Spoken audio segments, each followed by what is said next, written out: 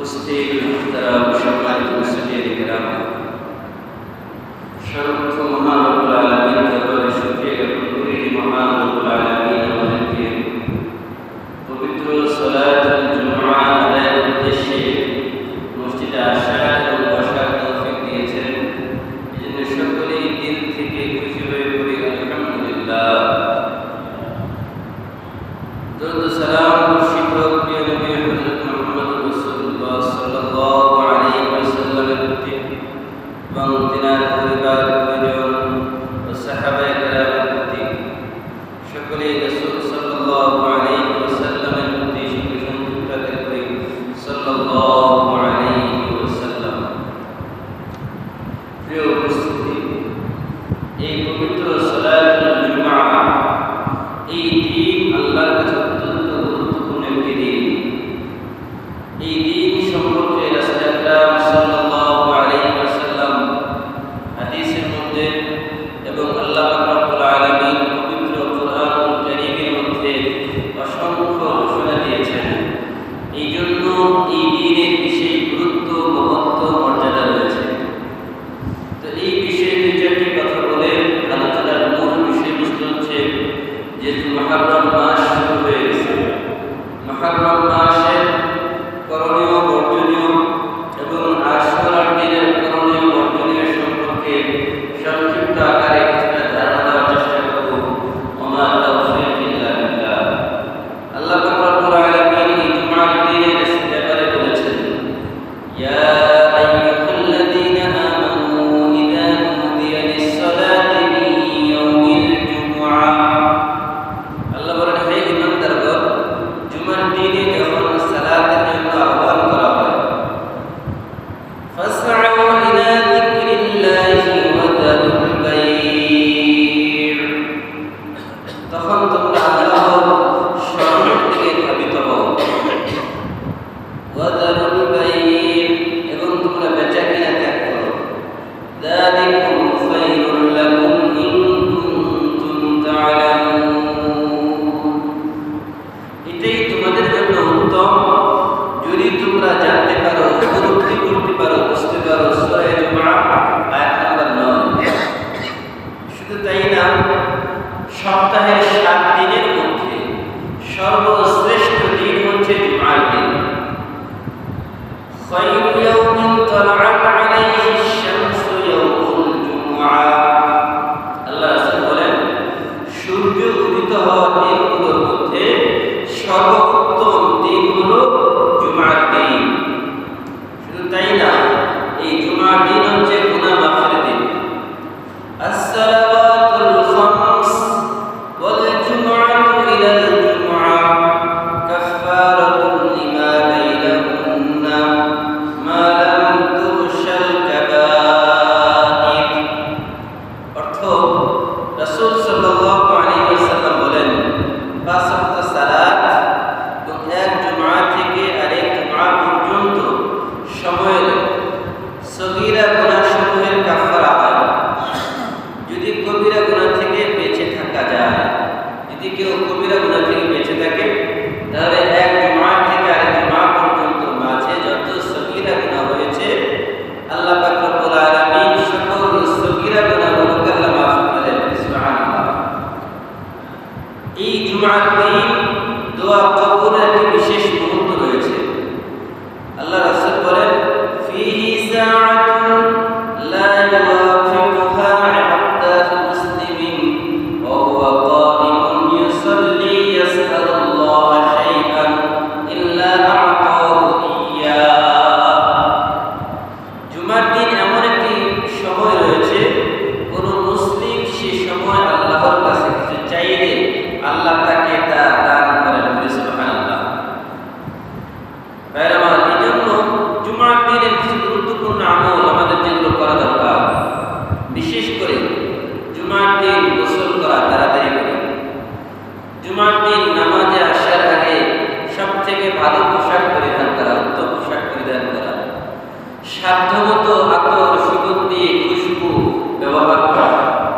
বেশি বেশি দরুদ শরীফ পাঠ করা জুমার দিন। বেশি বেশি করে দরুদ শরীফ পাঠ করা। সূরা আল-কাহফ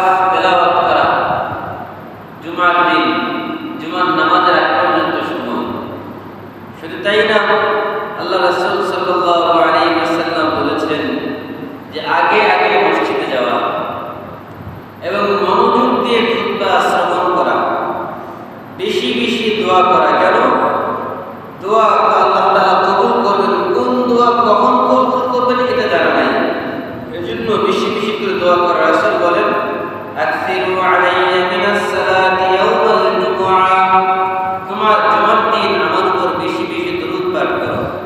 সুতরাং বলাই যায় জুমার দিন মুসলমানের জন্য অত্যন্ত গুরুত্বপূর্ণ দিন।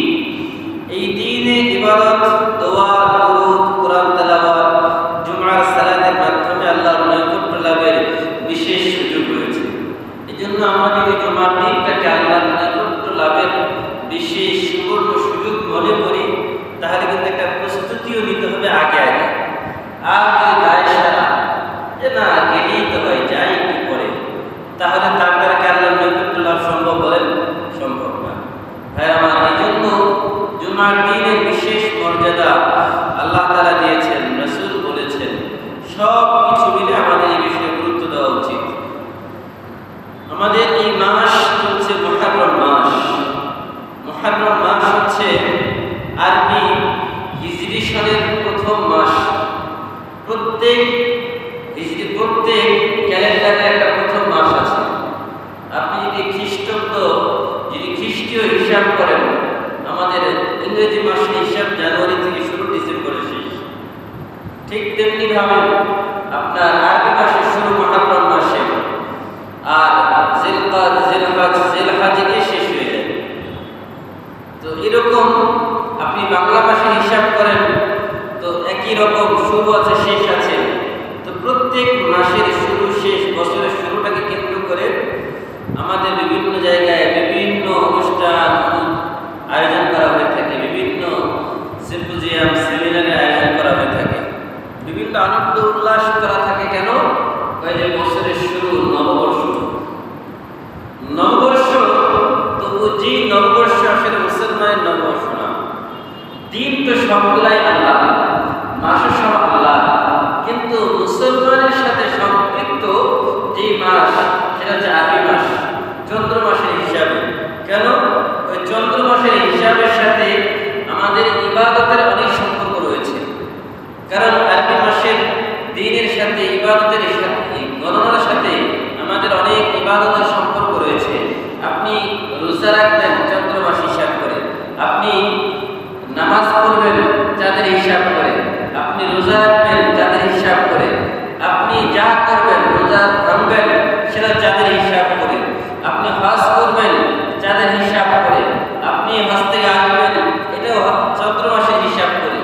অর্থাৎ মুসলমানদের ইবাদতের বড় একটা সম্পর্ক হচ্ছে এই চন্দ্র মাসের সাথে। এই জন্য মুহররম মাসের গুরুত্ব সম্পর্কে আল্লাহ রাব্বুল আলামিন সূরা তাওবা 36 নম্বর আয়াতের মধ্যে, একটি লম্বা আয়াতের মধ্যে আল্লাহ বলছেন, ইন্না ইদ্দাতাশ শুহুরি ইনদাল্লাহি ইসনা আশারা শাহরান ফি কিতাবিল্লাহ ইয়াওমা খালাকাস সামাওয়াতি ওয়াল আরদা মিনহা আরবা'তুন হুরুম যালিকা আদ-দীনুল কাইয়্যিম ফালা তাযলিমু ফীহিন্না আনফুসাকুম ওয়া কাতিলুল মুশরিকিনা কাফাতান কামা ইউকাতিলুনাকুম কাফা। আল্লাহ বলেন, নিশ্চয়ই আল্লাহর কাছে গণনার দিক থেকে মাস হচ্ছে 12টি। ফি কিতাবিল্লাহ, কোন দিন থেকে? ওই যেই দিন আল্লাহ তাআলা আসমান জমিন সৃষ্টি করেছেন, ওই দিন থেকে আল্লাহর কাছে মাস কয়টি? বলেন 12টি। মিনহা আরবা'তুন হুরুম, তার মধ্যে 4টি হচ্ছে আল্লাহর কাছে সবচেয়ে গুরুত্বপূর্ণ, মর্যাদাপূর্ণ মাস। কিন্তু এই 4 মাস রমজান ব্যতীত 4 মাস আল্লাহর কাছে অত্যন্ত গুরুত্বপূর্ণ। যালিকা আদ-দীনুল কাইয়্যিম, এটাই আল্লাহর বিধান। ফালা তাযলিমু ফীহিন্না আনফুসাকুম, আল্লাহ বলেন তোমরা এই দিনগুলোতে নিজেদের উপরে জুলুম করো না। কেন নিজেদের উপর জুলুম করার মানে কি? আল্লাহর একটা হুদুদ আছে, আল্লাহর একটা সীমা আছে, যে এই কাজ করলে এই অপরাধ করলে এই শাস্তি ভোগ করতে হবে, আর এই ভালো কাজ করলে এই পুরস্কার দেওয়া হবে। এখন যদি আল্লাহ এই সীমানা বর্ণনা করার পরেও, আল্লাহর বিধান বর্ণনার পরেও যদি কেউ অন্যায় কাজে লিপ্ত হয়, কোনো পাপের কাজে লিপ্ত হয়, গুনাহের কাজে লিপ্ত হয়, তার মানে সে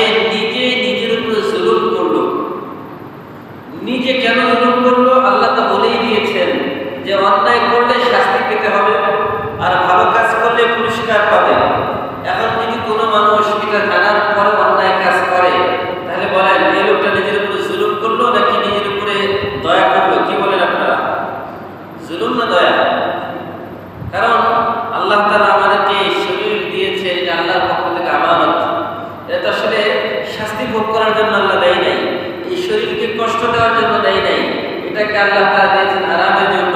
আর এই আরামটা হবে কখন? আল্লাহর বিধান মানা হবে যখন। তো এই 4 মাস কোন কোন মাস? জিলকাদ, জিলহজ, মুহররম, রজব।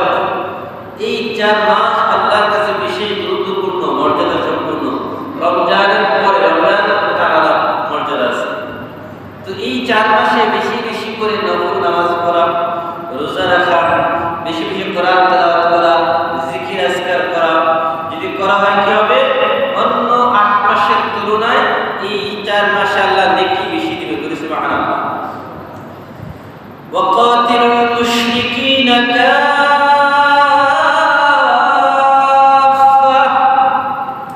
তো এই 4 মাস আরেকটা বিধান ছিল, সেটা হচ্ছে আল্লাহ রাসূলের যুগে এই 4 মাস সকল যুদ্ধ বিগ্রহ বন্ধ ছিল।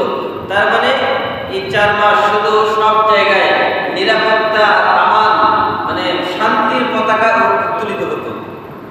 কাফেররাও এই আইন মেনে চলতো যে এই 4 মাস কোনো যুদ্ধ করা যাবে না। এই 4 মাস এটা আল্লাহ নিরাপদ করেছেন, আল্লাহ আমাদের জন্য শান্তির জন্য পাঠিয়েছেন। এই 4 মাস কোনো যুদ্ধ বিগ্রহ হবে না। কিন্তু এক সময় কাফেররা সুযোগ বুঝে ভাবলো যে মুসলমানরা তো এই 4 মাস অস্ত্র রেখেই দেয়, তারা তো যুদ্ধের প্রস্তুতি নেয় না আল্লাহর বিধান মানার জন্য, চলো আমরা এই শান্তির মাসগুলোতে মুসলমানদের উপর আক্রমণ করে মুসলমানদেরকে সমূলে উৎপাটন করে দিই, তাদেরকে ধ্বংস করে দিই।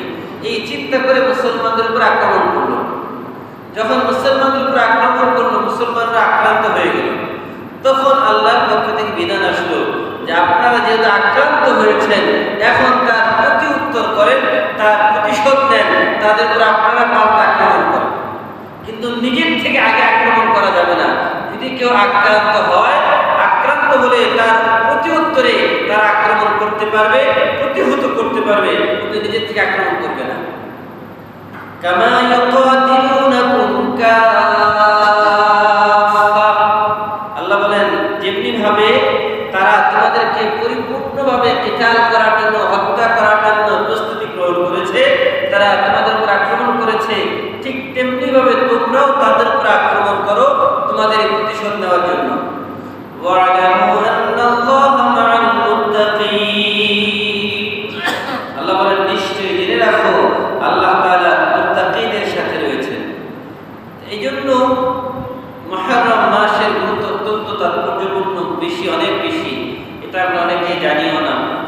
আমরা আমাদের সন্তানদেরকে ইংরেজি মাসের নাম শিখাই। আমরা আমাদের সন্তানদেরকে আমরা যেহেতু বাঙালি, আমাদের বাঙালি সংস্কৃতির কারণে আমরা আমাদের সন্তানদেরকে বাংলা মাসের নাম শিখাই।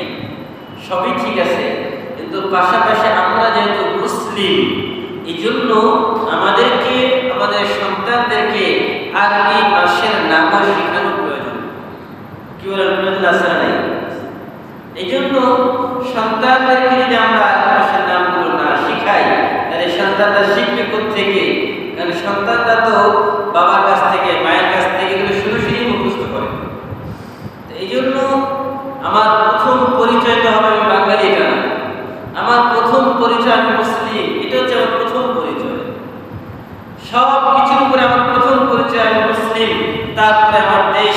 কারণ মুসলমানের তো আসলে দেশের কোনো গণ্ডি নাই, কোনো সীমানা নাই। মুসলমানের জন্য আল্লাহ বলেছেন ওয়া'আরদুল্লাহি ওয়াসিআ, আল্লাহর জমিন পুরা পৃথিবীটাই প্রশস্ত মুসলমানের জন্য।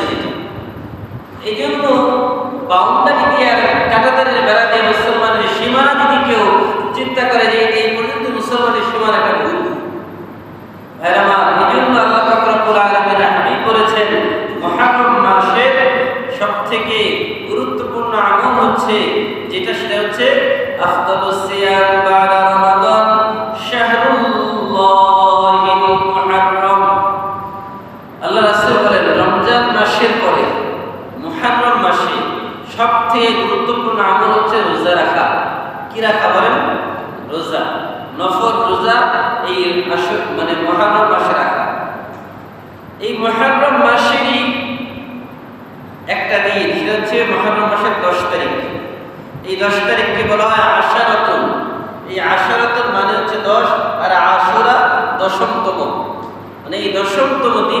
হচ্ছে আশুরার দিন, মানে আশুরায় মানে হচ্ছে 10তম।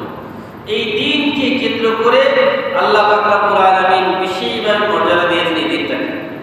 এই বিশেষ মর্যাদার গুরুত্বের কারণটা কি, ফজিলতের কারণ কি? কারণ হচ্ছে আল্লাহ রাসূল সাল্লাল্লাহু আলাইহি ওয়াসাল্লাম যখন মক্কা থেকে হিজরত করে মদিনায় গিয়েছেন, মদিনায় যাওয়ার পরে তিনি দেখলেন যে মক্কা মদিনার যে ইহুদি রয়েছে, ইহুদি সম্প্রদায়, তারা এই 10 তারিখে রোজা রাখেন। আল্লাহ রাসূল তাদেরকে জিজ্ঞাসা করলেন, আচ্ছা তোমরা মুহররম মাসের 10 তারিখ কেন রোজা রাখো? তখন তারা বলল যে আমরা এই দিন রোজা রাখি কারণ হচ্ছে এই দিন আল্লাহ পাক রব্বুল আলামিন আমাদেরকে ফিরাউনের অত্যাচার আর নির্যাতন থেকে আল্লাহ নাজাত দিয়েছেন, মুক্তি দিয়েছেন। তার শুকরিয়া আদায় করার লক্ষ্যে মুসা আলাইহিস সালাম এই দিন রোজা রাখতেন, তাই আমরাও এই দিন রোজা রাখি। যখন এই কথা তারা বলল, তখন রাসূল সাল্লাল্লাহু আলাইহি ওয়াসাল্লাম বললেন, ফা আনা আহাক্কু বিমুসা মিনকুম, মুসার সাথে সম্পর্কের ব্যাপারে আমি তোমাদের চেয়ে অধিক হকদার, কারণ তিনিও নবী আমিও নবী। তো নবী এক নবী আরেক নবীর ভাই, সুতরাং আমার ভাই যেহেতু এই দিন রোজা রাখতেন, তাহলে আমিও রোজা রাখার বেশি ব্যাপারে হকদার। এরপর রাসূল সাল্লাল্লাহু আলাইহি ওয়াসাল্লাম তিনি নিজে রোজা রাখলেন আর সাহাবীদেরকেও এই দিন রোজা রাখার নির্দেশ দিলেন। এই হাদিসটি বুখারীতে আছে। এরপর আল্লাহ রাসূল সাল্লাল্লাহু আলাইহি ওয়াসাল্লাম বললেন, এই একটা রোজা আশুরার দিনের রোজার মর্যাদার ব্যাপারে আল্লাহ রাসূল বলেন, সিয়ামু ইয়াউমি আশুরা আহতাসিবু আলাল্লাহ আইয়ুকাফিরা আস-সানাতা আল্লাতী ক্বাবলা। আল্লাহ রাসূল বলেন, আমি আল্লাহর নিকট আশা করি আশুরার দিনের রোজা পূর্ববর্তী 1 বছরের সগীরা গুনাহ আল্লাহ মাফ করে দেয়। বলেন সুবহানাল্লাহ। এটা হচ্ছে আশুরার দিনের ব্যাপারে আল্লাহ তাআলা পূর্ববর্তী জীবনের 1 বছরের সগীরা গুনাহ মাফ করে দেয়। আর আরেকটা দিনের ব্যাপারে আল্লাহ রাসূল বলছেন যে যদি কোনো ব্যক্তি একদিন রোজা রাখে, আল্লাহ তার আগের এবং পরের 2 বছরের গুনাহ মাফ করে দেয়। এটা কোন দিন বলতে পারবেন কেউ? সেটা হচ্ছে আরাফা, ইয়াউমে আরাফা, 9 তারিখ। আরাফার দিনে যদি কেউ রোজা রাখে, তাহলে তার আল্লাহ আগের এবং পরের পুরা 2 বছরের সগীরা গুনাহ মাফ করে দেয়। আর আশুরার দিনে যদি কেউ একটা রোজা রাখে, আল্লাহ তার আগের 1 বছরের গুনাহ মাফ করে দেয়। তো আল্লাহ রাসূল সাল্লাল্লাহু আলাইহি ওয়াসাল্লাম এইজন্য বলেছেন যে আশুরার দিন অবশ্যই রোজা রাখবেন। এবার রাসূল সাল্লাল্লাহু আলাইহি ওয়াসাল্লাম দেখলেন যে শুধু ইহুদিরা 10 তারিখ রোজা রাখে। তারপর আল্লাহ রাসূল বললেন, ঠিক আছে, যে আমি যদি আগামী বছর বেঁচে থাকি, লা ইন বাকিতু ইলা কাবিলিন লা সুমান্না তাসিআ, আমি আগামী বছর বেঁচে থাকলে আমি 9 তারিখও রোজা রাখব। অর্থাৎ আল্লাহ রাসূল আরেক হাদিসের মধ্যে বলেছেন, খালিফুল ইয়াহুদ, তোমরা ইহুদিরা যেই কাজ করে তার বিপরীত কাজ করো, তাদের মুওয়াফিক, তাদের অনুযায়ী কাজ করো না, হুবহু তাদের মতো করে কোনো কাজ করো না, তাদের বিপরীত কাজ করো। ইহুদিরা যেহেতু 10 তারিখে রোজা রাখে, সুতরাং তোমরা 9 তারিখ এবং 10 তারিখ 2 দিন রোজা রাখো। আর আমি যদি আগামী বছর বেঁচে থাকি, তাহলে আমিও 2 দিন রোজা রাখবো। তাই উত্তম হলো 9 এবং 10 এই 2 দিন রোজা রাখা। বলেন কয় দিন? 9 এবং, এটা হলো সবথেকে উত্তম। আর যদি 9, 10 না পারা যায়, তাহলে 10 এবং 11 এই 2 দিন রোজা রাখা। আর যদি কেউ চায় যে হুজুর আমি 9, 10, 11 3 দিনেই রোজা রাখবো, তাতেও কোনো সমস্যা নাই, এটা আরো ভালো। তাই কমপক্ষে 2টা 9, 10, 10, 11 অথবা 9, 10, 11 3টাই রাখতে পারবে। আর যদি কেউ বলে হুজুর 9 তারিখের সমস্যা, 11 তারিখের সমস্যা, তাহলে কমপক্ষে একটা হলেও রাখেন। কেন? এখন আর এই সময় ইহুদিরা এই দিন রোজা রাখে না, যেহেতু রাখে না, সুতরাং তাদের কাজের সাথে আমাদের কাজের মানে হুবহু মিল নাই। এই জন্য এখন এই জামানায় একটাও করা যেতে পারে, না করার থেকে একটা করা ভালো। যদি কেউ মনে করে 2টা রাখতে পারতেছি না, 3টা রাখতে পারতেছি না, তাহলে তাদের জন্য কথা হচ্ছে কমপক্ষে একটা হলেও রাখেন। সুতরাং আশুরার দিন আমাদের করণীয় আমল হচ্ছে রোজা রাখবো আমরা, 1 নম্বর। 2 নম্বর বেশি বেশি তাওবা ইস্তেগফার করা। 3 নম্বর দান সাদাকা করা। 4 নম্বর নফল নামাজ পড়া। 5 নম্বর দুরূদ শরীফ পাঠ করা। 6 নম্বর আত্মীয় স্বজনের সঙ্গে সৎ ব্যবহার করা। যত সম্ভব তাদেরকে খোঁজ খবর নেওয়া, তাদের হক আদায় করা। সুতরাং আমরা এই কাজগুলো ইনশাআল্লাহ আশুরার দিন করব। আর আশুরার দিনে সংঘটিত হওয়া কিছু ঘটনা যেগুলো আমরা কোরআন এবং হাদিস এবং ইতিহাসের পাতায় পাই, এই একটি ঐতিহাসিক বর্ণনায় কিছু বিষয় পাওয়া যায়। যেটা হচ্ছে, এক হাদিসের মধ্যে আল্লাহ রাসূল সাল্লাল্লাহু আলাইহি ওয়াসাল্লাম বলেছেন যে আদম আলাইহিস সালাতু ওয়াস সালামের তওবা আল্লাহ তাআলা এই আশুরার দিন কবুল করেছেন। বলেন সুবহানাল্লাহ। আদম আলাইহিস সালাতু ওয়াস সালাম যখন জান্নাত থেকে বের হয়ে দুনিয়াতে আসেন, তখন তিনি লম্বা সময়, একটা সংখ্যা বলা হয়, এই সংখ্যা আমি বলবো না, কারণ এই সংখ্যার কোনো ভিত্তি নেই। কত সময় সেটা আল্লাহ ভালো জানেন। এটা লম্বা সময় তিনি আল্লাহর কাছে কান্নাকাটি করেছেন, রোনাজারি করেছেন যে আল্লাহ আমাকে মাফ করে দাও। তখন আল্লাহ তাআলা দোয়া শিখিয়েছেন, রব্বানা যালামনা আনফুসানা ওয়া ইল্লাম তাগফির লানা ওয়া তারহামনা লানাকুনান্না মিনাল খাসিরিন। আল্লাহ আদম আলাইহিস সালাতু ওয়াস সালামকে দোয়া শিখালেন যে আদম তুমি এই দোয়া করো। আদম আলাইহিস সালাম এই দোয়া করলেন দীর্ঘ সময় পরে, আর আল্লাহ তাআলা তার তওবাও কবুল করলেন। কবুল করে আল্লাহ তাকে মাফ করে দিলেন। দ্বিতীয় নম্বর, এই আশুরার দিনে নূহ আলাইহিস সালামের নৌকা যদি পর্বতে অবতরণ করে, ওয়াসনাইল ফুলক বিআয়ুনিনা ওয়া ওয়াহয়িনা ওয়া লা তুখাতিবনি ফিল্লাযিনা যালামু ইন্নাহুম মুগরাকুন। নূহ আলাইহিস সালামের মহাপ্লাবনের সময়, লম্বা ঘটনা দিকে যাচ্ছি না, যে তিনি যখন তার নৌকা তৈরি করতেছিলেন, তখন তার গোত্রের লোকেরা উপহাস করে বলতেছিল, কোনো ঝড় নাই, বৃষ্টি নাই, পাহাড়ের উপরে তুমি নৌকা বানাচ্ছ, এই পাহাড়ে কি জীবনে পানি উঠবে? নূহ আলাইহিস সালাম বললেন, অপেক্ষা করো আল্লাহর আদেশে অপেক্ষা করো। তা উপহাস করে মানুষ সমতল ভূমিতে নৌকা তৈরি করলে বিশ্বাস করা যেত যে পানি আসবে, বৃষ্টি হবে, কিন্তু তিনি নৌকাই তৈরি করেছেন সেই পাহাড়ের উপরে। তার মানে সমতল ভূমি পানির নিচে তলিয়ে যাওয়ার পরে ওই পাহাড়ের মাথায় যখন পানি লাগবে তখন নৌকা চলবে। তো এটা দেখে মানুষ উপহাস করে, এর মধ্যে মানুষ প্রস্রাব পায়খানা করে, মল ত্যাগ করে এটাকে নষ্ট করে দিয়েছে। দীর্ঘদিন পরে আল্লাহর আদেশ যখন আসলো, এক মহাপ্লাবন শুরু হয়ে গেল। ঝড় বৃষ্টি, নিচে থেকেও পানি উঠে, উপরের থেকেও পানি, বৃষ্টির পানি নামে, আর দুই পানি অল্প সময়ের ব্যবধানে দেখা গেল যে পুরা এলাকা পানিতে প্লাবিত হয়ে গেল। আর তখন আল্লাহ পাক রব্বুল আলামিনের হাদিসে বলেছেন, আল্লাহর হুকুমে তিনি বিভিন্ন প্রাণী থেকে এক জোড়া করে মানুষের থেকে 40 জন মানুষ সহ এইভাবে তিনি সবাইকে নিয়ে ওই পাহাড়ের উপরে উঠে নৌকায় আরোহণ করলেন। যখন বৃষ্টি বর্ষিত হচ্ছে আকাশ থেকে আর জমিন থেকে পানি যখন উঠতেছিল, তখন মানুষের চুলার মধ্যে পানি, ঘরের মধ্যে পানি, মানুষের গাছ গাছালা সব পানির নিচে তলিয়ে যাচ্ছে। তখন সবার কিছুটা মনে হচ্ছে যে না, কিছু করতে পারে। তাও তাদের বিশ্বাস হয় না যে এখনো আল্লাহ শাস্তি দেবেন। এইভাবে সবাই ভাবলো, চলো আমরা পাহাড়ের উপরে গিয়ে উঠি। পাহাড়ের উপরে উঠেছে, ওই পাহাড়ের উপর দিয়ে পানির স্রোত যাচ্ছে, আর তখন আল্লাহর হুকুমে ওই নৌকা নিয়ে তিনি চললেন। ওই সময় একটা হৃদয় বিদারক ঘটনা। নূহ আলাইহিস সালামের স্ত্রী, সে শুধু অপরাধের সহযোগী ছিল, এই জন্য আল্লাহ তাআলা তার নৌকায় তাকে আশ্রয় দেয় নাই, তাকে ওই মহাপ্লাবনেই পানিতে ডুবিয়ে মেরে ফেলেছে।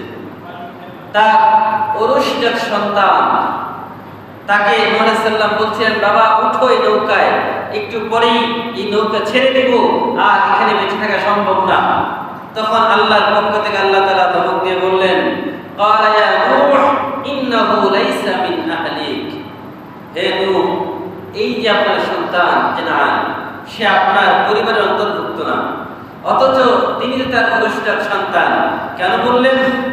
তার মানে হচ্ছে বাবার দ্বীন, বাবার ইসলাম, বাবার উপর যে ঈমান আনা দরকার ছিল নবী হিসাবে, সন্তান হওয়ার পরেও বাবার উপরে নবী হিসাবে সে ঈমান আনে নাই, নবী হিসাবে বাবাকে স্বীকৃতি দেয় নাই। আর এই না দেওয়ার কারণে আল্লাহ বলছেন সে আপনার পুরুষদের সন্তান হতে পারে, কিন্তু আপনি নবী হিসাবে সে আপনার পরিবারের অন্তর্ভুক্ত হতে পারে নাই। এখানে আল্লাহ রক্তের সম্পর্কের চাইতেও দ্বীনের সম্পর্ক, ইসলামের সম্পর্কটাকে বড় করে দেখিয়েছেন। রক্তের সম্পর্ক তো ঠিক আছে, কিন্তু যদি ঈমানের সম্পর্ক না থাকে তাহলে ওই রক্তের সম্পর্কের কোনো মূল্য নাই, কোনো ভ্যালু নাই। এই জন্য ঈমানের সম্পর্ক সব থেকে বেশি দামি সম্পর্ক। আমাদের নবীর সাথে আমাদের কিসের সম্পর্ক? ঈমানের সম্পর্ক। এই জন্য প্রতিটা উম্মার সম্পর্ক হচ্ছে তার নবীর সাথে এই ঈমানের সম্পর্ক, দ্বীনের সম্পর্ক। রক্তের ব্লাডের কোনো সম্পর্ক নেই। আপনার ব্লাড কানেকশন আপনাকে জাহান্নাম থেকে বাঁচাতে পারবে না।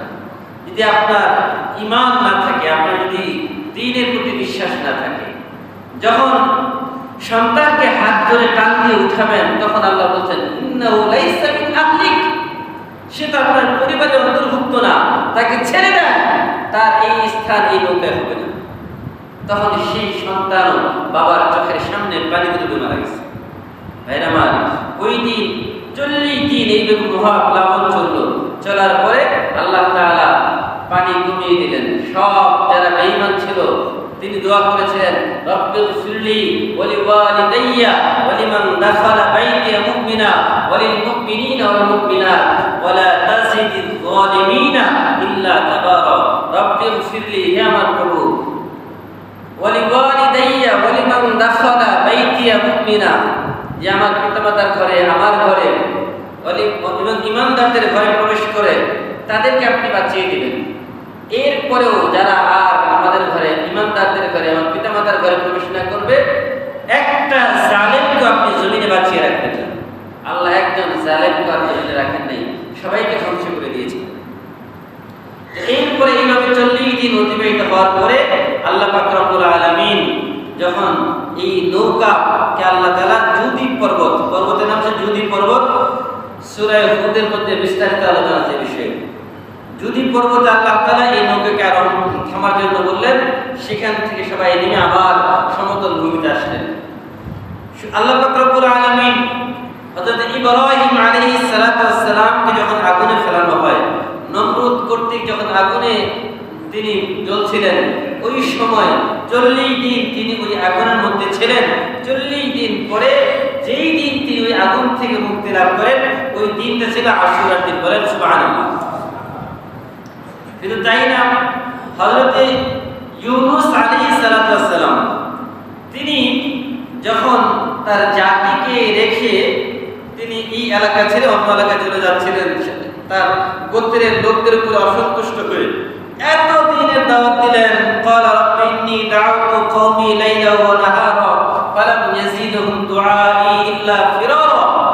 আল্লাহ দিনে দাওয়াত দেই, রাতে দাওয়াত দেই, সকালে দাওয়াত দেই, সন্ধ্যায় দাওয়াত দেই, এমন কোনো দিন নাই, রাত নাই, মাস নাই যখনই দাওয়াত দিই ফালাম ইয়াজিদহুম দুআই ইল্লা ফিরারা। যতই দিনের কথা বলি আমার প্রতি তার নফরত, ঘৃণা বাড়তেই আছে, বাড়তেই আছে। আমার দাওয়াতের কারণে তাদের প্রতি, আমার প্রতি তাদের ঘৃণা শুধু বাড়ে, আমার প্রতি তাদের মহব্বত বাড়ে না। আল্লাহ এই জাতিকে তুমি ধ্বংস করে দাও। দোয়া করলেন, আল্লাহ বললেন ঠিক আছে তোমার দোয়া কবুল। কিন্তু আল্লাহ তো হচ্ছেন রহমান। যখন ওই জাতির লোকেরা দেখলো আল্লাহ আসমানটাকে কালো করে দিচ্ছে, ঝড় তুফান শুরু হবে, তখন সবাই একত্রিত হয়ে তাদের কাপড় চোপড় খুলে সব পশু পাখি সব একসাথে করে সবাই, বাচ্চারা কান্নাকারি শুরু করলো, মুরব্বী, বয়স্ক, যুবক সবাই আল্লাহর কাছে কান্নাকারি শুরু করলো, আল্লাহ আমাদেরকে এবারের মতো ক্ষমা করে দাও, আমরা আর কখনো অপরাধ করব না, তোমার নবীর হুকুম অমান্য করব না, তোমার আদেশ লঙ্ঘন করব না। যখন এইভাবে আল্লাহর কাছে কান্নাকারি করলেন, আল্লাহ তাআলা তার শাস্তিকে ব্যাক করে নিলেন, ফেরত দিলেন, শাস্তি আর দেন নাই। কিন্তু নবী তো আগেই তার এলাকা ছেড়ে চলে গেছেন। আল্লাহ তো ওয়াদা করেছিলেন যে তার জাতিকে আল্লাহ ধ্বংস করে দিবেন। এই জন্য তো আল্লাহ তাআলা তার নবীকে বললেন, নবী আমি তো এখনো ধ্বংস করি নাই, যতক্ষণ না করি ততক্ষণ তো আপনার থাকা দরকার ছিল। আপনি আপনার উম্মাকে ছেড়ে কেন গেলেন আগে? এটা তো আপনার যাওয়া উচিত হয়নি। এই জন্য যখন তিনি নদী পার হবেন নৌকা দিয়ে, যখন তিনি জাহাজে উঠলেন, ওই জাহাজ চলছে, নৌকা চলছে সমুদ্রের মাঝে, তো এমন ভারী হয়েছে মানুষের ওজনের কারণে দেখা যায় বড় বড় ঢেউয়ের মধ্যে যে বেশি ভারী হওয়ার কারণে কাউকে না কাউকে এখান থেকে ফেলে দিতে হবে সবাইকে বাঁচানোর জন্য। তো বললো যে কিভাবে কাকে ফেলানো যায়? বললো কেউ তো রাজি হবে না, লটারি করো, লটারির মধ্যে যার নাম আসবে তাকে নদীতে ফেলে দেওয়া হবে, বাকি সবার জীবন বেঁচে যাবে। তো একবার, দুইবার, তিনবার নাম উঠলো, সবার ইউনুস ইবনে মাত্তা, মানে ইউনুস আলাইহিস সালামের নাম উঠতেছে। সবাই জানে নবী ইউনুস খুব ভালো মানুষ, সবাই তাকে চিনে। প্রথমবার তার নাম কাজে না, আপনাকে বাঁচাইতে হবে, আবার লটারি করো। দ্বিতীয়বার লটারি করা হলো, দ্বিতীয়বার তার নাম, তৃতীয়বার লটারি করা হলো, তৃতীয়বার তার নাম। এবার আর উপায় নাই, নবী ইউনুস আলাইহিস সালামকে পানির মধ্যে ফেলে দিলেন। আল্লাহর আদেশে বিশাল এক মাছ, সমুদ্রের কত বিশাল বড় বড় প্রাণী, এই এক বিশাল মাছ হা করেছে একদম পেটের ভিতরে। এই মাছের পেটের ভিতরে মাছ, গভীর অন্ধকার সমুদ্রের তলদেশে, পানির অন্ধকার, সমুদ্রের তলদেশের অন্ধকার, মাছের পেটের ভিতরের অন্ধকার, এই তিন অন্ধকারকে বলা হয়েছে। যখন ভিতরে গেলেন তখন তিনি বলতেছিলেন লা ইলাহা ইল্লা আনতা সুবহানাকা ইন্নী কুনতু মিনাল যালিমিন। এজন্য আমরা যদি কোনো বিপদে পড়ি, যত বড় বিপদে হোক না কেন, এই দোয়া করতে থাকবেন মনে মনে। সবার আগে আপনি নিজে নিজে পড়েন লা ইলাহা ইল্লা আনতা সুবহানাকা ইন্নী কুনতু মিনাল যালিমিন। তো দীর্ঘ সময় ওই মাছের পেটে থাকলেন সমুদ্রের নিচে। মাছকে বললেন খবরদার আমার নবীর একটা পশমও যেন বাঁকা না পায়। হজম করা তো দূরের কথা, ওই মাছ বারবার নবীকে মানে বমি করে বের করে দেওয়ার চেষ্টা করতেছিল, আল্লাহর হুকুম ছাড়া কিছু করতে পারবে না। তো দীর্ঘ সময় ওই মাছের পেটে নবী ছিলেন, থাকার পরে যেদিন আল্লাহর হুকুম হলো যে এই মাছ এবার যাও আমার নবীকে এক কিনারায় রেখে আসো, লাউলা তাদারাকাহু নি'মাতুম মির রাব্বিহি লানুবিযা বিল আরাই ওয়া হুয়া মাদমুম ফাজতাবাহু রাব্বুহু ফাজআলাহু মিনাস সালিহিন। এবার আল্লাহর হুকুমে ওই মাছ নবীকে একটা জায়গায়, যেখানে লাউ গাছ ছিল, কিছু লাউ গাছের পাতাগুলো বড় বড় হয় মাটির মধ্যে, তো সেখানে নবীকে মাছ বমি করে বের করে দিলেন। দীর্ঘদিন মাছের পেটে থাকার কারণে, পানির চাপের কারণে নবীর শরীর সাদা হয়ে গেছে, শরীরটা একদম নরম হয়ে গেছে। এখন ওই যখন লাউ পাতার উপরে পড়লেন, পড়ার পরে রৌদ্রের তাপে তার শরীরটা শক্ত হলো। শক্ত হওয়ার পরে আবার তার এলাকায় ফিরে আসলেন। আর ওই দিনটা ছিল আশুরার দিন, অর্থাৎ মুহররম মাসের 10 তারিখ। বলেন সুবহানাল্লাহ। তার মানে আল্লাহ তাআলা এই দিনে বিশেষ বিশেষ মর্যাদা কিছু দিয়েছেন। সুতরাং সর্বশেষ ঘটনা যেটা, আল্লাহ পাক রব্বুল আলামিন ফিরআউনের হাত থেকে মূসা আলাইহিস সালামের জাতিকে দীর্ঘ সময় পর্যন্ত যে অত্যাচার করেছে, নির্যাতনের শিকার হয়েছে, এই অত্যাচার আর নির্যাতন থেকে বাঁচার জন্য আল্লাহ তাআলা মূসা আলাইহিস সালামকে বললেন, যাও, লম্বা ঘটনা, আমি ওইদিকে যাচ্ছি না, এবার তুমি তোমার জাতিকে বাঁচাও। ক্বালা রাব্বানা যালামনা, যখন তিনি বললেন যে আল্লাহ আমার মুখে তো তোতলামি, আমার মুখে জড়তা, কারণ আমি তো কথা বলতে পারি কম, আমার ভাই হারুন সে কথা বলতে পারে ভালো, সে বাক্যটু, তার কথা একটা জাদু আছে। আল্লাহ তুমি আমার সাথী বানাও মূসা হারুনকে, সুতরাং দুই ভাই মিলে মূসাকে দাওয়াত দেব। যখন এই কথা বললেন তখন আল্লাহ বললেন, ঠিক আছে যাও, রব্বি মূসা ওয়া হারুন। মূসা এবং হারুন দুই ভাই মিলে তারা ক্বালা লা ইয়াখাফা, তারা ভয় না পেয়ে ফিরআউনের কাছে গিয়ে তাদেরকে দাওয়াত দিলেন। দাওয়াত দেওয়ার পরে লম্বা ইতিহাস, কোরআনের এই বিষয়ে ঘটনা বিভিন্ন জায়গায় আসছে যে তাদের মধ্যে বিভিন্ন জাদু খেলা এগুলো হয়েছে। তারা বলেছে মূসা এবং হারুন এরা জাদুকর। মিশরে তখন জাদুর প্রচলন খুব ছিল। বললো ঠিক আছে, আপনার এলাকার যত বড় বড় জাদুকর আছে তাদেরকে নিয়ে আসেন। যখন আনা হলো তখন আল্লাহর পক্ষ থেকে আল্লাহ বললেন মূসাকে, ক্বালা মা হিয়া আসা, আপনার হাতে কি লাঠি? ফাআলকি, এটা ফেলে দেন। যখন ফেলে দেওয়া হলো এটা নড়া শুরু করে দিল, বিশাল এক সাপের আকৃতি ধারণ করলো। যখন সাপের আকৃতি ধারণ করলো মূসা আলাইহিস সালাম নিজেই ভয় পেয়ে গেল। আল্লাহ বললেন, লা তাখাফ, ভয় পাবেন না, আপনার তো ভয়ের কোনো কারণ নাই। এই ফিরআউনের যত জাদুকর ছিল, তাদের যত বড় বড় এই জাদুর যত কিছু ছিল, এক মুহূর্তে আল্লাহ দেওয়া ওই মুজিজার লাঠি এটা তাদের সকল জাদুগুলোকে গ্রাস করে ফেলল।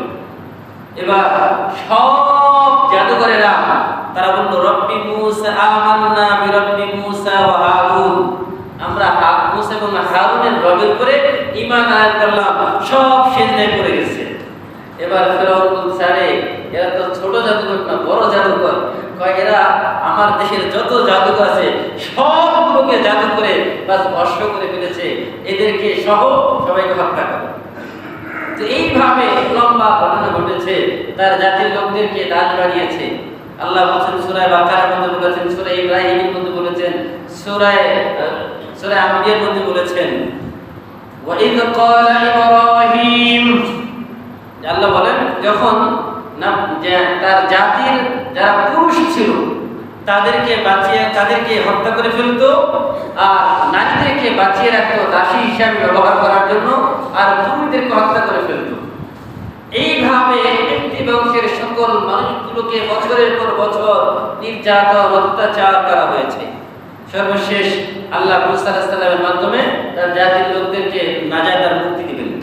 তাদেরকে আগে সিগন্যাল দেওয়া হয়েছে, সবাই প্রস্তুত থাকবে, রাতের বেলা আমরা বের হয়ে যাব। যখন সবাই বের হয়ে এলাকা ছেড়ে নীল নদ পার হয়ে যখন তারা ময়দানে তীরের কাছাকাছি চলে আসছে, তখন নীল নদ পার হবে, কোনো নৌকা নাই, জাহাজ নাই, স্টিমার নাই, ট্রলার নাই, কোনো ব্রিজ নাই, কিচ্ছু নাই। এখন সবাই নৌকার নদীর কিনারায়, সবাই বলছে, মূসা আগেই তো ভালো ছিল, মরতাম দেশের ভিতরেই মরতাম, কিন্তু বেঁচে থাকার তো সম্ভাবনা ছিল। এখন ফেরাউন খবর পাওয়ার পরে তার 5.5 লক্ষ সৈন্য সহ এদের সবাইকে ধাওয়া করার জন্য আসছে। বলছে এবার তো আর বাঁচার কোনো উপায় নেই। বললো যে এখান থেকে নদী পার হবো কিভাবে, ব্যবস্থা করেন। আল্লাহর পক্ষ থেকে বলল, আল্লাহ মূসা আপনার হাতে লাঠি দিয়ে পাথরের উপরে আঘাত করেন। পাথরে আঘাত করলো, ইসনা আশারা 12টা রাস্তা হয়ে গেল। 12টা জাতি ছিল, 12টা জাতির জন্য আল্লাহ 12টা হাইওয়ে, বিশাল সুপ্রাচীর বিশাল একদম একটা রাস্তা তৈরি করে দিলেন। 12টা রাস্তা, সবাই রাস্তা দিয়ে পার হয়ে গেছে। ফেরাউন তার বিশাল সৈন্যবাহিনী আসছে, এসে দেখে যে বিশাল রাস্তা, কি ব্যাপার, এই রাস্তা কবে হলো? তার সড়ক মন্ত্রীকে জিজ্ঞাসা করতেছে, এই যে সেতু মন্ত্রীকে জিজ্ঞাসা করলো, আচ্ছা এই রাস্তা কবে তৈরি করলো? আমি তো কিছুই জানি না। মহামান্য, এই রাস্তা তো আমরা তৈরি করি নাই। তাদের যে ঘোড়াগুলো ছিল, ঘোড়ার পিঠে বারবার আঘাত করা হচ্ছে সামনে যাওয়ার জন্য। ঘোড়া বিপদ বুঝতে পেরে সামনে যায় না, কিন্তু তাদেরকে বারবার আঘাত করার কারণে ঘোড়া সামনে যাচ্ছে। আর যখনই যাচ্ছে, বাস আল্লাহর পক্ষ থেকে আল্লাহ বললেন যে, হে পানি, আগে যেমন ছিল তেমন হয়ে যাও। রাস্তা মুহূর্তে বিনিশ হয়ে গেল, আর তার সকল সৈন্য সহ ওই সকল মানুষগুলো, ফেরাউন সহ সকলে নীল নদে চিরজীবনের জন্য ধ্বংস হয়ে গেল। আল্লাহ তাআলা এইভাবেই মূসা আলাইহিস সালামকে তার জাতি সহ যে দিন মুক্তি দিয়েছিলেন, ওই দিনটা ছিল আশুরার দিন, অর্থাৎ মুহররম মাসের 10 তারিখ। এই জন্য এই দিনে বিশেষ বিশেষ আল্লাহ তাআলা নাজাত দিয়েছেন, দোয়া কবুল করেছেন। আমাদেরকে এই দিনে বেশি বেশি দোয়া করা, রোজা রাখা, নফল রোজা রাখা, জিকির আজকার করা, দরুদ পড়া, তাহলে ইনশাআল্লাহ আশা করা যায় আমাদের জীবন পরিবর্তন হবে। আল্লাহ পাক রব্বুল আলামিন আমাদের সকলকে মুহররম মাসের গুরুত্ব, ফজিলত বোঝা এবং আমল করার তৌফিক দান করুন। সকলে বলি আমিন। ওয়া আখিরু দাওয়ানা আলহামদুলিল্লাহি রাব্বিল আলামিন।